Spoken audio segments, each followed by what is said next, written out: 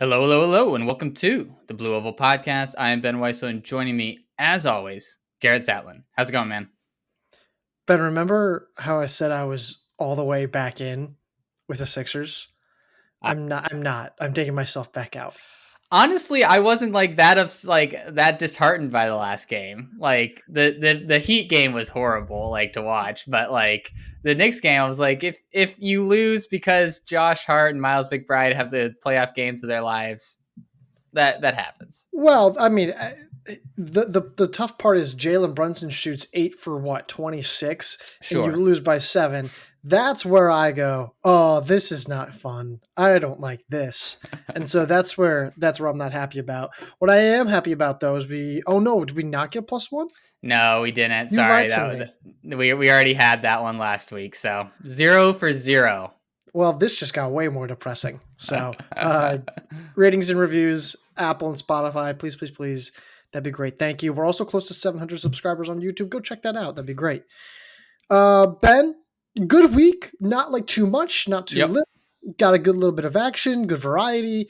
We won't talk about all of it, but we'll certainly touch on a handful of different things. Where do you want to start? Yeah, it was a perfect amount of high class performances, but not like last week where we felt like we were inundated with it. So it was a good mix. And so let's start with the steeplechases, and I think that was the story of the weekend, and we kind of thought it would be, and it really came through. And let's start on the men's side, where I think that was kind of the biggest surprise of the weekend. Nathan Mountain, 820 for the win. We obviously have to put him into that title contender status. He was very good last year, kind of had a big breakout performance, obviously not to this magnitude last regular season, when I think he ran sub 830 or something. I think that's He ran 832 last year. 832. There you go. But this just blows away any preconceived notions that we could have had of him. And I feel better about what was it last week? Did I say 8:15 would be the winning time possibly this year in the steeplechase? You said someone would run it. Yeah. Yeah, I mean, I thought that too. I still think that if my mark of like 818, I still think that's more realistic. I still think that's more likely to happen. I would say yeah, just because that's how closer to numbers what 820 is right now. Yeah. Right. I mean, I still think that's. I still think it's more probable. Look. Regardless, it's a great performance, and I think it really with Mountain is we liked everything about him. Like I don't think you and Yep. I had really a problem with him at all. I think we were like, okay, he's talented, he's experienced, he's the Mm-hmm. ACC defending champion in the steeple. He was a 4th place All American, which I think people didn't always really give him credit for when he actually ran it. He's quietly, even before this race, super diverse. Mm-hmm. 13:32 5K PR, 3:39 in the 15, generally consistent. But I think we didn't know what his ceiling was, right? I think we were like, he's across the board a great, perfect steeplechaser, but just how good can he be? 820 is like, okay, well, it doesn't matter what anyone else does, unless someone's runs like 811. Yeah. Like, there's he will stay in the national title conversation up into the national meet. And I think that's the biggest takeaway here. Absolutely. And I think ceiling is the perfect word to describe it. This just blows the roof off of whatever ceiling we thought he had. I think you and I probably saw him as an All-American lock, someone that was probably going to be top 5 even. But I just don't think we saw the ceiling to be able to seriously challenge for a win. This performance obviously changes that. He certainly can do that.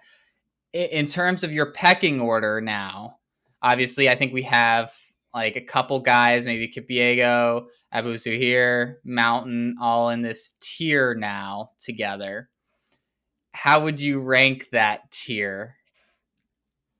If you're just going off of like complete overall resumes, I think it's Mountain. Okay. If you're going off of talent, I think it's Kipyego. But if you're just going off of feel, I think it's Consistency. Abuzir. Yeah, consistency. If you think you're just going off of like what the eye test tells you, I think it's Abuzir. And I think that's such a cop out answer, but like if I think that's like the argument. It depends on like what way you look at this. If you want the guy with the best resume, it's probably Mountain, like the Yeah. overall aspect of it. Um, Talent, Kibiego, he's shown it before and continues to show it in Abuzir. I have a feeling that that's kind of your guy too, if I had to guess. Yeah, it's so tough, and I don't really want to answer my own question. You But have to. I think yeah. Right now, I would go. I was here, Mountain, Kipiego. Even though I've been a big Kipiego guy the whole time, and I still think he can absolutely win it. It's just in terms of my confidence that who's going to be there in the last lap or two. Like I absolutely think Mountain and Abusir at least are going to put themselves in the position. Kipiego with his little bit of inconsistency, I just can't say that with the same level of certainty, which puts me third for him.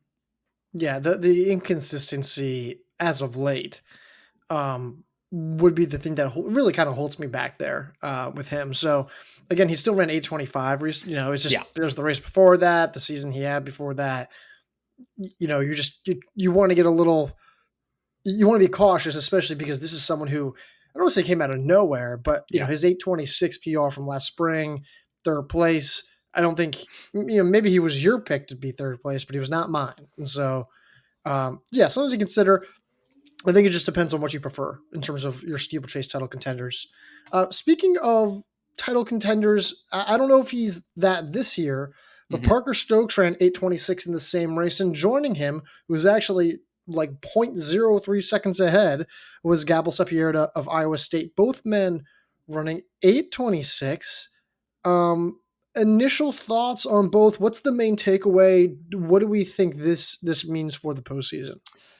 So I think for Stokes, and the way I was going to transition us is, I think he's like pushing on the edge of that top tier. Mm-hmm. I don't think I have him in it yet. I think I want to see one more performance and for him to be a little close that gap between him and Mountain, and hopefully we'll.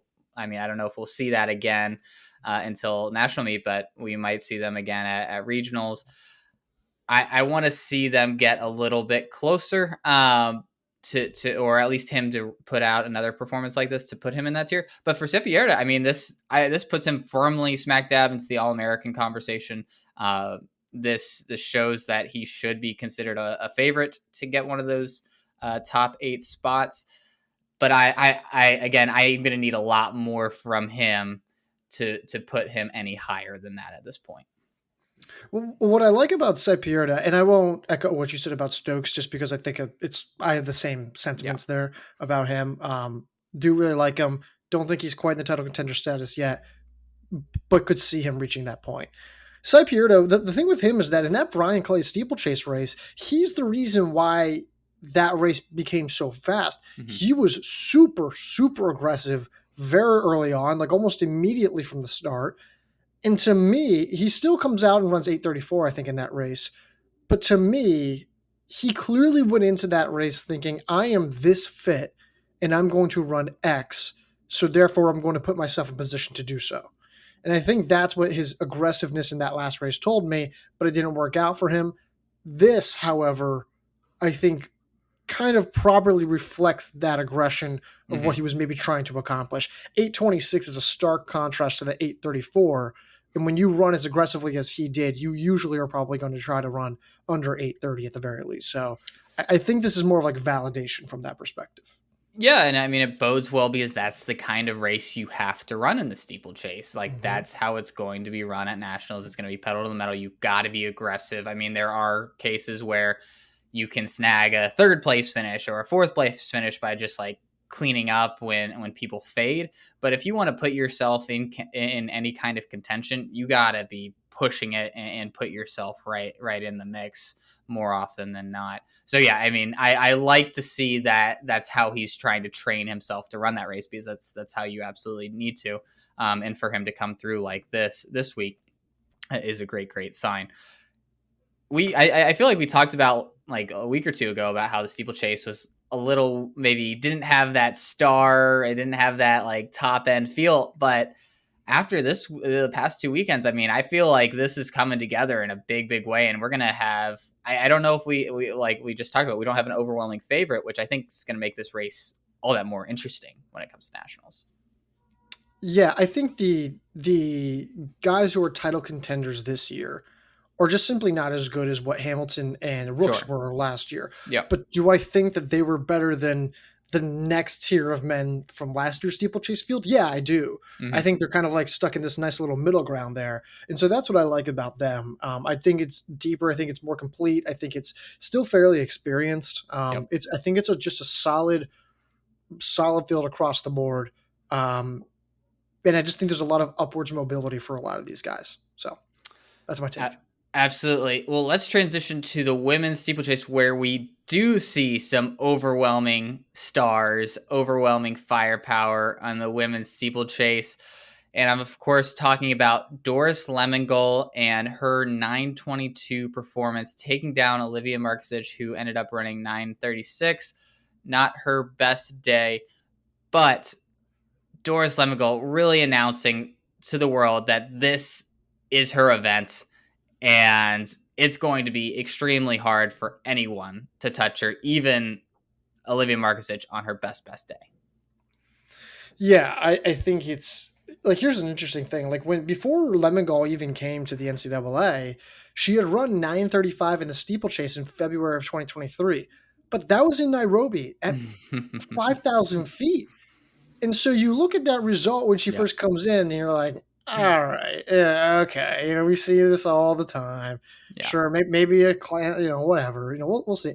No, it's about right, actually. It's Yep. almost perfectly. 922 is legit. It's NCAA number 2 all time. Um, and here's what I really like. Here's what I realized when writing the First Thoughts article. Makayla Rose has an NCAA number 2 all time mark over 800 meters. Olivia Markovic, NCAA number 2 all time over 3,000 meters. Maya Ramsden, same thing in the mile. Well, guess what? Now Doris Lemngole is NCAA number 2 all time in the steeplechase, and she was NCAA number 2 all time in the indoor 5K. 5K. Yeah. So I think it's time to start. Who was that? What was that? What's that I'm thinking of? Like the put some respect on their name. Who am I thinking of? Oh boy, this is not good That's not like podcasting. I have no. yeah. I know what you're talking about, but the name's Yeah, eluding me. that put some respect on her name is what I'm saying. But like, I think she's now in that tier. Like the talent, the raw talent, is just incredible. And I think at that point, you're looking at someone who can threaten the NCAA record of 916. Absolutely. It'd be tight, but she could do it. And I still think Markovic can be in contention to win the title. She peaked beautifully last year, and she's been generally great across the board. I'm not too worried about her, but that was a heck of a race from Lemngole. Crazy good. Yeah, unbelievable. And I think Lemongold's success and immediate success has kind of gotten washed out by the fact that she is in the same conference racing against Parker Valby over and over again. And Valby is just on a different planet right now. But in pretty much any other year, Lemngole would be stealing all the headlines with her, like you said, NCAA number 2 performances. And I think we are going to wake up and realize that pretty quickly after this outdoor meet if she wins the steeplechase, and especially once Parker Valby leaves. And she's not there. I think we're all going to realize. Not that we haven't already, but I think maybe the running community as a whole is going to realize what kind of talent Doris Lemngole is. For Markovic, I agree. I think her best bet is saying, "Hey, this wasn't her best race, obviously," and two, like she knows how to peak well, and if she can peak right, I do worry a little bit. Like obviously last year, the way she won, it was like a crazy comeback. I don't know if she's going to be able to do that against Lemngole. Like I think Lemngole is too good, and I worry. I'm just curious to see if Markovic can run that kind of race where she's going that quick that early and able to hang on. I think that's what she suffered a little bit from this race, where she just faded a little bit because I think the pace was probably just a little too hot. So that's like my only concern is she's just not going to be able to run the type of race that Lemngole is going to probably run at nationals. Yeah, but I also think she's more fit than she was last year. Oh, absolutely. I Like, agree. definitively. Yeah. Like, I think she's aerobically stronger. I also think, like, it's not that she can't do it either. She soloed that 840 from the gun, Yeah. when she Yep. ran that 3K time back in December. So, I don't like, again, I don't think it's that she can't do it or that she's incapable. It'll just be a matter of how does she respond when someone is running with her that fast, that late in the race. And I think that's ultimately the difference, because I agree with you. You know, everyone could say, well, Garrett, Ben, they did the same thing last year with Greta Karaneske. It's like, well, yes, but I don't know if Markovic, like you said, is going to be able to catch Lemngole if Lemngole just goes out from the front and just hits gas, gas, gas. I don't think that's going to happen. But do I think Markovic can still stay in the contention for gold? Yes, I do. So, yeah, I'm just really excited that we're going to see, like, I think Markovic get really tested, because I think kind of coming into this year, it was, I mean, depending on what we saw from Karaneske, who hasn't obviously been at her best yet, but the way that Markovic had clearly gone up a level this year, it was kind of like, man, I think she's just going to dominate. And I think we're going to see like a really, really fast winning time, because I think you're going to see at least two of these, like both of these women, just push it to the max, and we're going to see something really, really special, I think, at nationals, which is exciting for all of us. Anything else on these steeplechases before we move on? nope. What's it up? All right, let's go to the women's 1500, where we saw a trio of 407 performances at the Wake Forest Invitational. Leading the way collegiately was Maya Ramsden, who ran 407.3. Behind her was Judy Kosgei, 407.65, and Lindsay Butler, 407.96. Very interesting if you look at the performance list. 3 women have run 407.96 this year, which is just a wild, Oh, like, what an a lot of interesting, things yeah. just kind of coming together at one point for that to happen. That's so funny. I didn't even notice that. Yeah, that's true. 407.96. They're all tied at the NCAA number 3 this season. Maya Ramsden's great. She's really good. She's great this whole running thing. Mm-hmm. Let's move on. Okay. Judy Kosgei, freshman, South Carolina. I think we really liked her in the fall. 19th in the fall at NCAA I want to say. I will double check while you're talking. But excellent. And then she goes to the indoor oval and is a 434 miler, 203, 204 for 800 meters, which is good. But I think we were also like, why are you running the 800 as a top 20 XC All American? Mm-hmm. Well, she was top 20, right? Yeah, she was 19th and she ran 202 at SECs. And she ran 202. Okay, so that's a good catch. But I'm still kind of looking at this like, but why not do the 5K? And then she ran 201 at the Florida Relays earlier this season, and now just ran 407. And I go, okay, that makes sense. Sure. She's great. I think she's just, again, naturally talented. We see this, though, a lot with freshmen who are from overseas who are just inexperienced, but they have just such incredible raw talent where they can just kind of lean on that. And I think, you kind of saw this a little bit in hints from a handful of women last year, like Hilda Olawamwe, although she was to an entirely different tier, even higher tier, kind of did the same thing. But Judy Kosgei, it'll be interesting to see kind of like what her tactics will be like, how she can execute, and things along those lines, because she's just as fit as roughly any other top tier miler out there. But does she understand how to execute in these more tactical affairs, more championship-based races?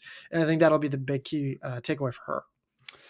Yeah, I feel like we've put her aside as like, hey, like these are great times, but we just kind of need to see it at the postseason, need to see how you handle your relative lack of experience, how you handle the tactics. But performance after performance, it's getting to the point where she just like might be able to out fitness her way out of a lot of those problems. Yep. Like I think it would be easy to say, hey, great performances this year. Probably won't see much from the postseason this year, but we'll see it next year. Like next year is going to be when she really, really pops. I mean, she's banging on the door of this year. Like, I really think we could see All-American finish from her this year, the way that she's been running. And I don't disagree that the 5K wouldn't be the worst idea in most years when Parker Volby isn't trying to run sub 15 at the national meet, when it's a little bit more tactical. But this year, I mean, the way she's running in these middle distances, you got to say keep with it. And I really do think she might just blow past our expectations. She's going to be probably one of the hardest people to predict at nationals, should she make it in whatever event she does run. Agreed. Agreed. A very interesting name. Like her a lot. I think we think we both like her. I think it's just kind of, you just don't know a whole lot about her and her racing tendencies and things of that nature. So We've been hurt too many times by the breakout freshmen and predicting them to have big finishes yeah, at the national meet. So we're a little inherently conservative when it comes to that. right. Like I mean, just, not even just freshmen, underclassmen in Yes, general, which true. we saw on a handful of occasions this past winter. But Yep. neither here nor there. Lindsay Butler. Whew. Shout out Hokies, 407. Now she's run 431 in the Yep. mile last year, but 407 is a different level, and it's kind of Indeed. funny. Like her story on her on Instagram is, I think she said something like, "I don't have any pictures or video of the race, but here's a bunch of different collections of my coach's face as I kind of break down the story of how I thought my race went," which is hilarious, by the way. And it's basically her saying like, "I had no idea I was this fit," and her being like coming through the halfway being like, "I feel shockingly good." And I think that's kind of the best way to put this. Like you look at this, you go, "Well, I think we thought she was fit. I don't know if we thought she was like this fit." And so now, Ben, my question becomes this: 407 is arguably better than her 800 PR, which I believe is 201. The women's 1500 is stacked. The women's 800 is stacked. What does she do? Her career has been like so hard to figure out. Like after that 800-meter title, it's just been like, I like every time you want to kind of write her off or say that she's ascending, like things can kind of go back and forth. She's, I think, rolling right now in like the 1500-meter mile. She seems to have a better grasp of her fitness at that level. She's put down some really good marks. Hasn't been able to figure it out quite at like the national level, but I would just stick with the 15. Like you have obviously Ramsden as a huge favorite in that event, but you just have so many more like people in that kind of tier in the 800. I would stick in the 15, where her 800 speed I think will be very valuable when she's trying to go through rounds, regionals, and nationals. That's kind of where I think her best bet is right now. Yeah, and I just want to put it out there. You're like, she's got to figure out the national stage. I mean, still a back end All American this past winter. Yeah. Not bad by any means. No, and I think last year she was kind of rallying back from, I think the injury leading up to that year. So I'm with you, but I'm with you for a different reason. As I think she should do the 15, but I think it's because it's like with the 800, she has a high floor, right? Like I think she's going to be into the 800 finals. She's going to be a back end All American, and that's roughly where she's going to like finish. Like if she finishes higher than fifth, I think it would be a little bit of a surprise. Yep. But I think baseline, you can comfortably expect her to be a back end All American favorite. Whereas the women's 1500, the moment that race turns tactical, which on the national stage for the women is not always the case. Yeah.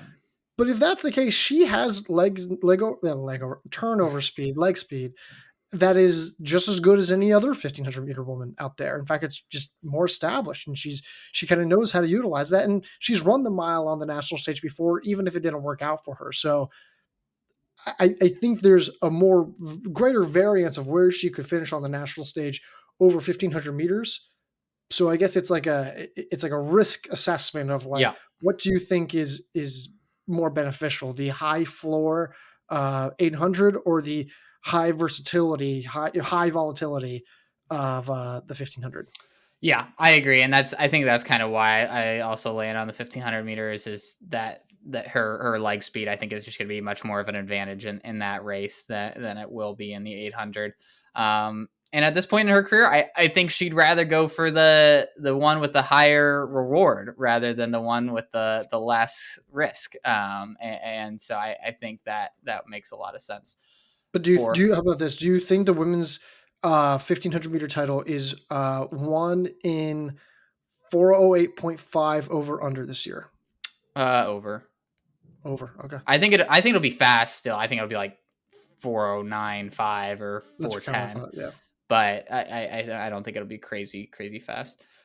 Switching gears, let's go to the women's 800, where we saw Makayla Paige validate her performance of 201 last week, running 2 flat 0.97, beating Sophia Gorian and Melissa Riggins, two other really potent middle distance names. We just talked about how good the 800 is. I have no idea still where to put her. Like, this is awesome. She's clearly fit. Running this and running basically a 1 second additional PR after last week is huge.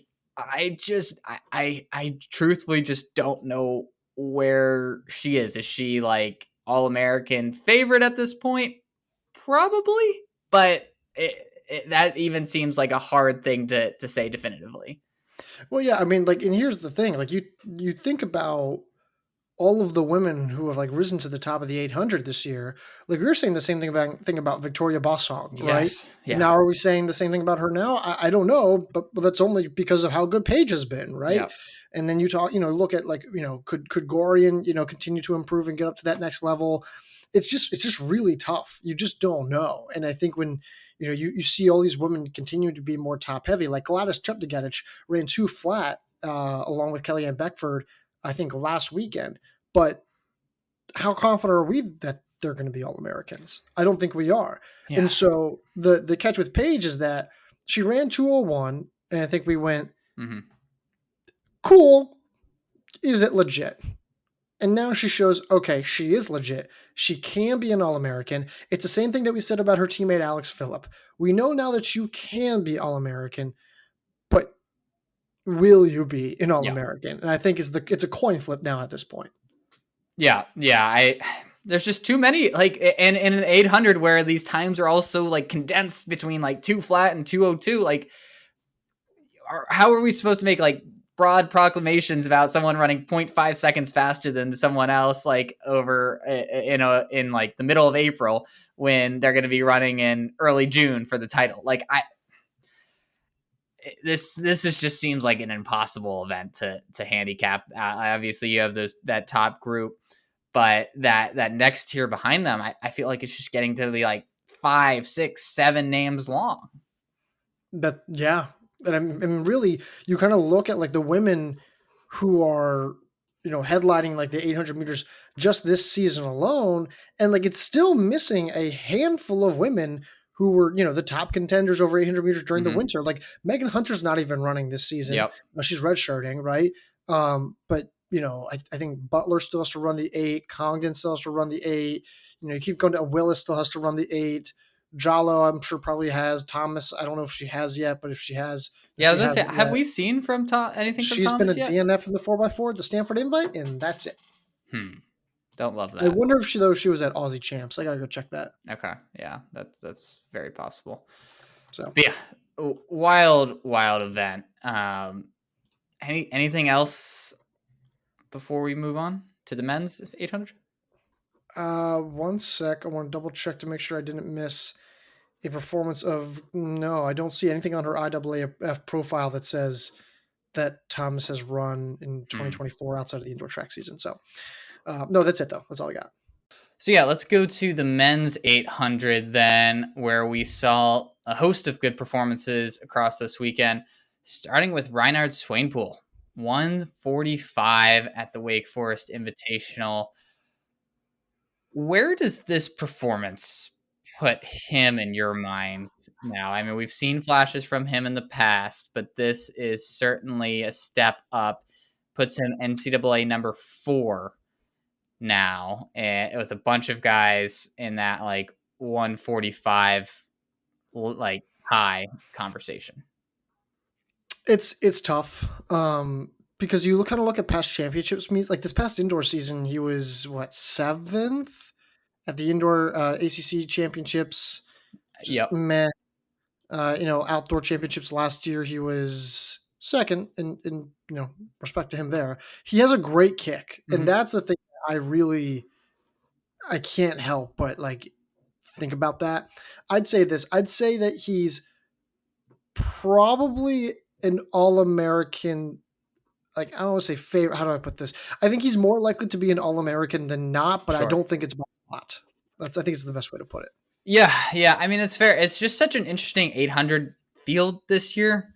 I Mhm. mean, you look at the guys who are topping the leaderboard right now. It's Sam Whitmarsh, Tyrese Reed, Darius Kipiego, Rivaldo Marshall, Parvez Khan, Yusuf Bizimana, Kamar Farquharson. Like, no one screams like outside of maybe like Whitmarsh, Bizimana, and Marshall like all American like locks, right? Am I maybe Yeah, Kipiego? probably. No, I think you have the first three. I Yeah. think that's the only three that I feel super comfortable with right now. Yeah, and so I think that kind of gets to the larger point of like the 800 is kind of in this flux of position where there isn't a whole lot of people that you feel supremely confident in. Swanepoel, though, I think puts himself near the top of that list of that next group of guys with this kind of performance and that kick, like you said. Doesn't have does he have really any NCAA experience? Don't think I've. Not that I Yeah, I don't see saw. any Last either. year, East Regional, he was 18th in the semis. Okay. No, I take that back. He was He was 24th, last so in the he was semis. last in the second round of the. Yeah, He which made the. maybe something happened. Those Yeah, were weird races, yeah, they though. were. I mean, like that, the fastest time was a 1:49.21 Yeah, yeah, to get into the national meet. So that was a weird year. But regardless, like this is a guy who ran 1:47 three separate times last yeah. spring. He's ran like a 3:41 1,500-meter PR at the Duke Invite last weekend. That's a 3-second PR. I even said like, hey, he's probably due for like a really good performance. I didn't think he was going to run 1:45. Like, he skips the 1:46 Yep. range entirely, which is the catch. So I, what does he have to do for you to say he is an concrete All-American favorite? Win ACCs, or at least finish top two. Okay, I was going to say, so you're saying he has to either beat or come one spot behind one of the following, which is Nick Plant, Tyrese Roden. Um, who else am I completely blanking on right here? I guess maybe There's if not I lose really. the I mean, guy. like his teammate is Jack Ballack is in 13th on our list at 147. Like there isn't like a ton in the ACC at least so far this year.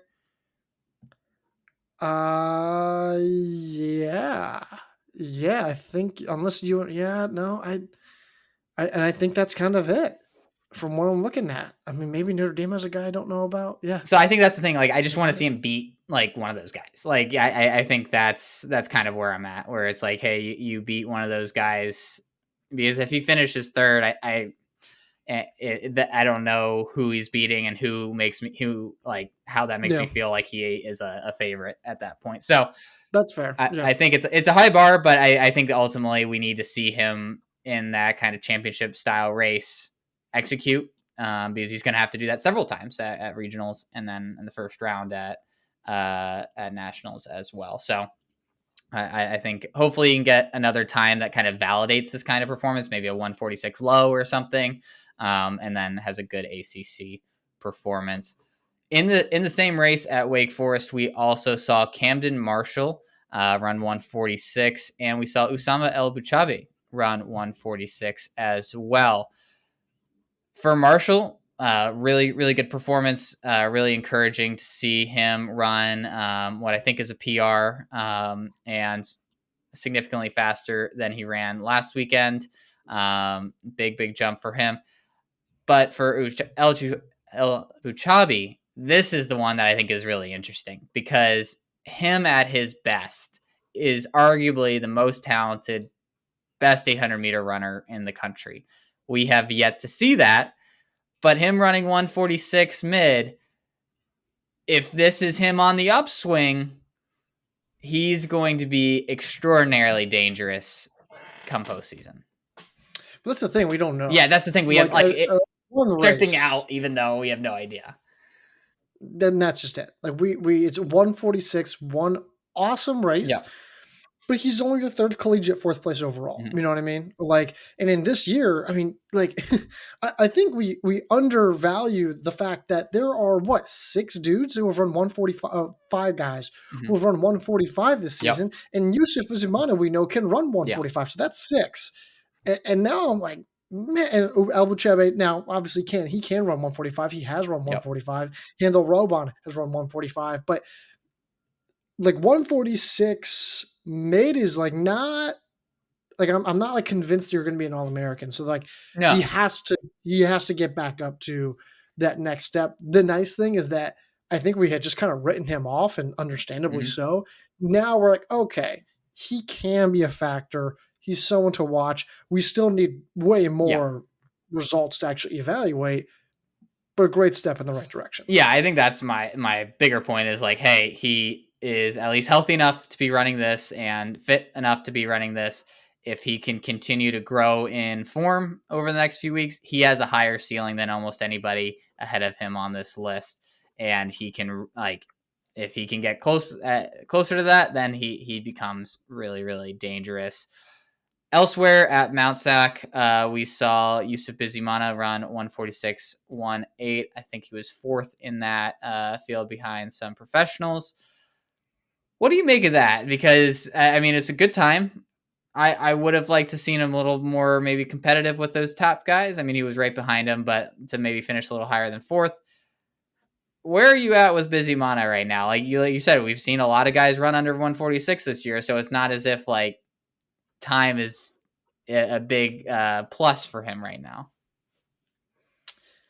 Yeah, I mean the catch is that the guys who he lost to are Jesus 22 Lopez, who just won Brian Clay. Yeah.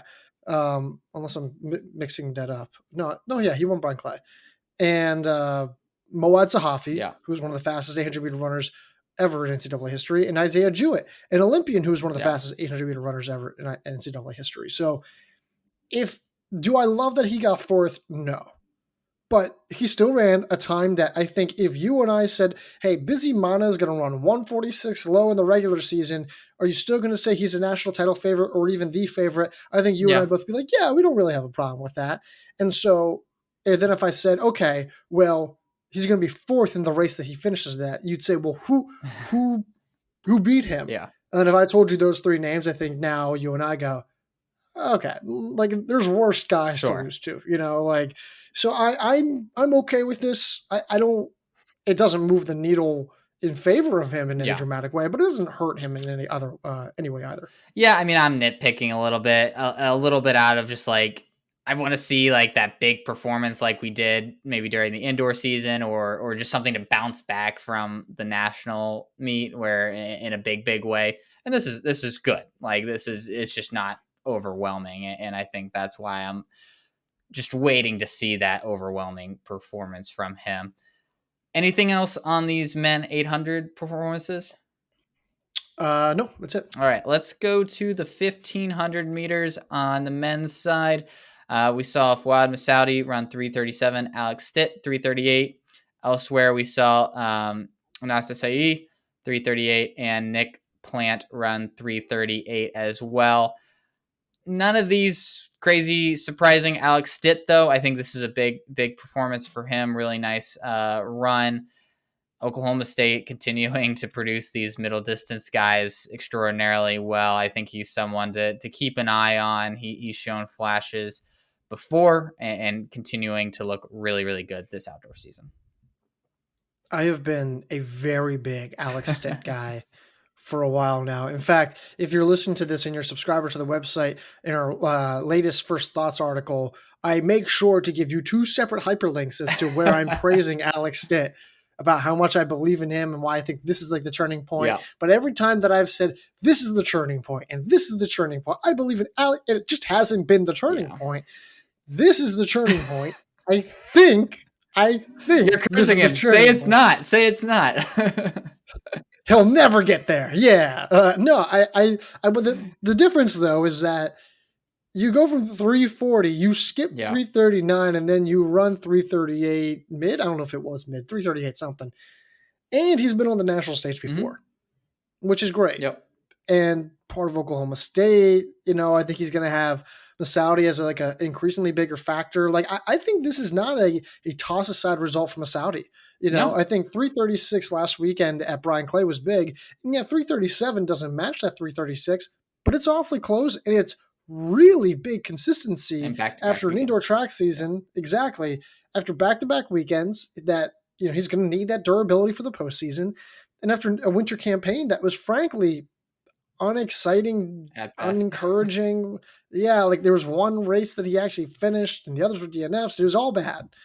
And now he has two, like, I am legit performances. It actually makes me feel a little bit better about what he could do in the postseason. But big weekend for Oklahoma State. Yeah, I agree. And I think for Stitt, having Messaoudi at nationals, I think would be, and going through regionals with him, I think would be a benefit to him if they're in the same races, to be able to And I key think it off benefited them last year. Yeah, exactly. So I think that if they can go through together, that would be huge. For Essayi, no surprise here. For Plant, he has been way better at like the 1500 meter mile than I thought he would be. I've been saying that.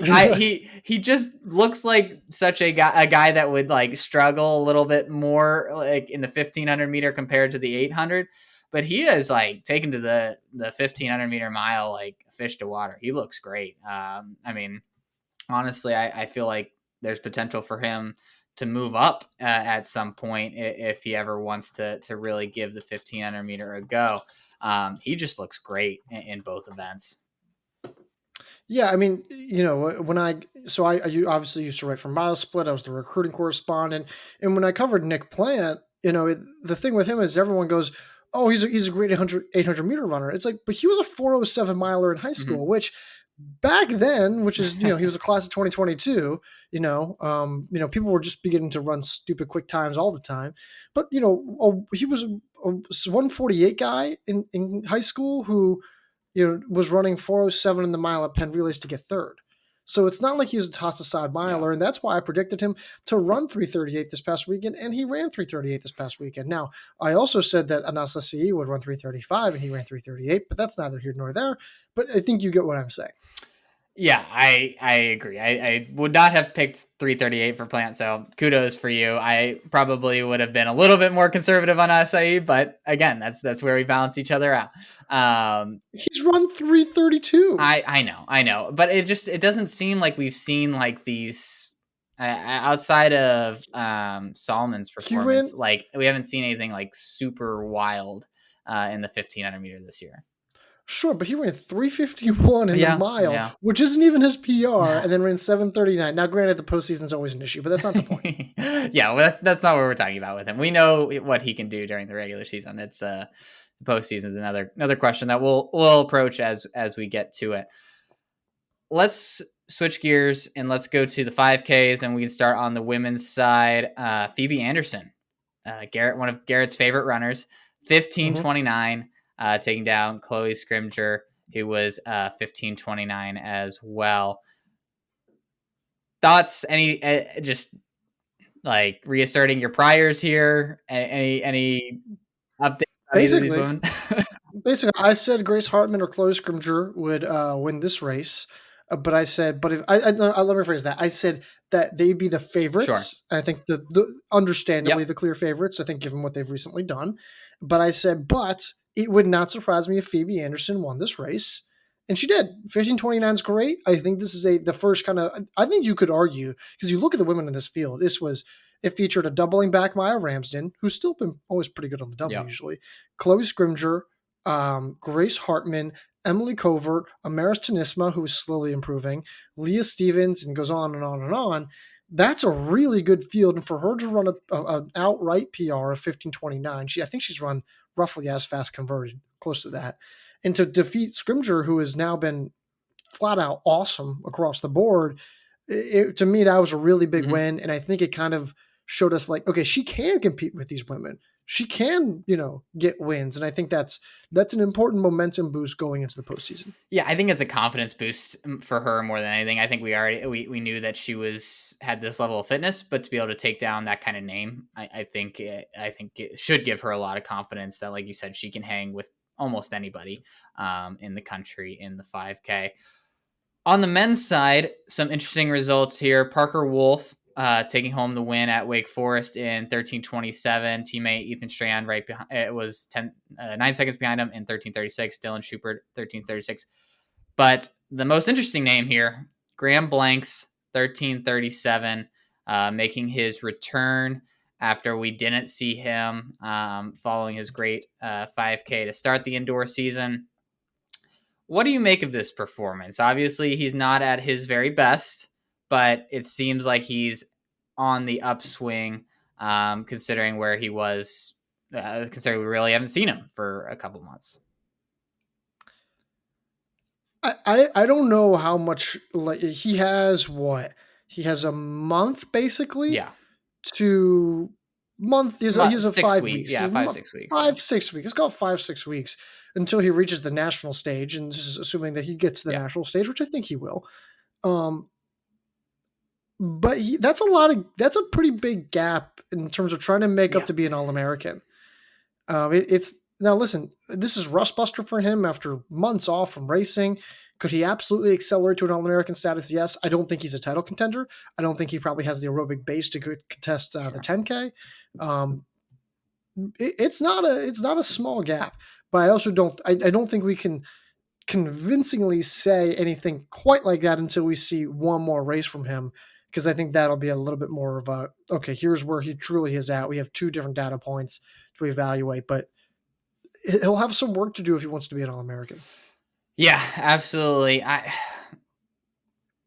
If he would have just beaten those guys and finished second, even if he ran like 13:35, I think I'd feel so much better about that race. And I don't know if that's like, if I should feel that way, but it just seems like being behind those guys and being 10 seconds total behind Parker Wolfe, who obviously is going to be our favorite to finish probably top 2 in this event. So no shame in being behind him, but to be that far back leaves me a little concerned, even banking in the fact that we think he'll probably be a decent bit better when it really matters. Yeah. I can't really even compare this to Parker Wolfe, because Parker Wolfe has run 13, and so I also think Wolfe is just in a different stratosphere, right? Like, Wolfe is the only guy who's really in Nico Young's tier, depending on what you think of Hatem Samuel on the 10K, you know, like how you want to interpret that. So hard for me to say. I don't really know. But yeah, that's all I got. All right, let's wrap it up with some women's 1500 meter performances. We saw, and correct me if I'm wrong, but these don't count on T-First due to so the Oregon relays had a light, like the light pacer around the track. I remember there being like an issue with Christian Noble during the indoor track season where, like, he didn't qualify for D2 championships a few years back. And remember, Nico Young had a light pacer for his 10K at the Sound Running. And if you look on TFers, he's not listed there. No. And then, actually, they must have just uploaded this. Hatem Samuel did not have a 10K time either until he just got a converted 28:03 that literally just hit TFers now. So interesting. But so no, I don't think these are going to count. They're not listed on TFers. Any of those times that have been with a light pacer are not listed. But go on. Okay. just a good disclaimer there. We saw Bill Jepkirui and Galvydyte of Oklahoma State both run 4:10. So Ayildes 4:10 as well of Oregon, and Maddie Elmore 4:11. I feel like we were really high on Elmore. I'm getting not concerned. Like, concerned's the wrong word, but I just, they're just getting less high. Yes, yeah, exactly. I think she's she's gone from like, oh man, I think she could legitimately challenge for like a top 3 position to she's like one of those names for the All-American position. I think is kind of where we're at. Jepkirui, though, I mean, she's been awesome. Like, I think she's probably top 3. I mean, would you say top 3 in the 1500 meter right now? Yeah, probably. I mean, Yeah. the consistency, the times, I mean, the wins. Yep. She's been fantastic. And for Galvydyte, I think this is a good result for her stepping up and running well in the 1500 meters. Do you think there's any chance she would consider the 15? No. Okay. I don't think so either, but I think No, we could because make I a think similar Lindsey Butler-esque kind of argument for her. I think you could, but I think Galvydyte, after seeing what she did, she got silver last year at the outdoor national meet in the 800 meters. Yeah. Ran too flat, is arguably ahead of schedule in terms of her fitness Sure. this year. And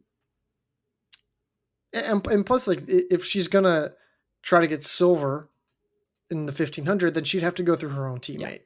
Yeah. So Yeah. the point spread just I don't think would make a ton of sense there. Yeah, I actually think I really like this for Ayildes.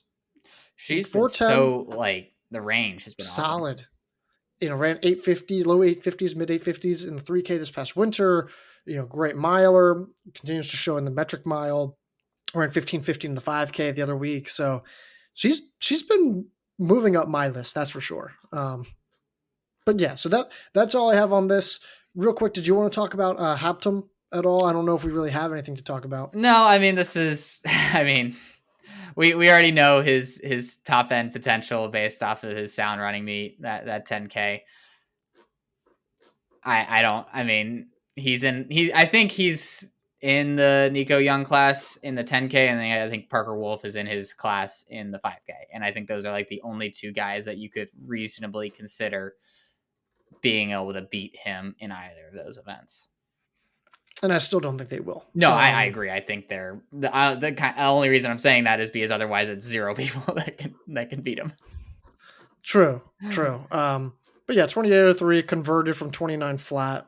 Great run. Not surprising, but I think that does also show you that those times with pacing lights are probably not going to be listed for a reason. Yep. So that's it. That's all I got. All right. Well, I think that's all I got. Hey, make sure we get those rating and reviews in. We've slowed our pace a little bit. We got to pick it up. The results are coming in. We're giving you a lot of good analysis here. Just need a little feedback, like give us a 5-star rating review. You can I've always said, if you want us to read a question on the podcast, the surefire way of making sure that happens is to leave it in a review on Apple Podcasts. It will get, as long as there's nothing weird or inappropriate in it, it will get answered. That's an important clarifying question, or clarifier, I should say. And also, you know what? I'm going to even put this out there. A comment on the YouTube page as well. You can put a comment Absolutely. On our YouTube videos as well that we put on the podcast out there. So go check that out on the site. A lot of great content. You got a new D3 feature on UW Lacrosse from Connor Daly. I contributed on that a little bit. Alex Carlson going to NAU. We should probably touch on that next week. Actually, that's a good discussion point. And then, of course, Penn Relays. We got Penn Relays coming up. They're very exciting. We'll have predictions. We'll have previews. I'll probably only do previews for like the Championship of America relays. Just it's that kind of weekend. And tentatively, we will have one of our photographers, Sean Ahern, on site for some of those relay events. So that is all I've got. Exciting stuff ahead. And before we know it, like I said during the indoor season, we're going to be at conference championships, and then we're going to be at regionals. Then we're getting at nationals. It all flies by incredibly quickly. So stick with us through it all. We'll get you covered. But until next week, Garrett, I'll talk to you.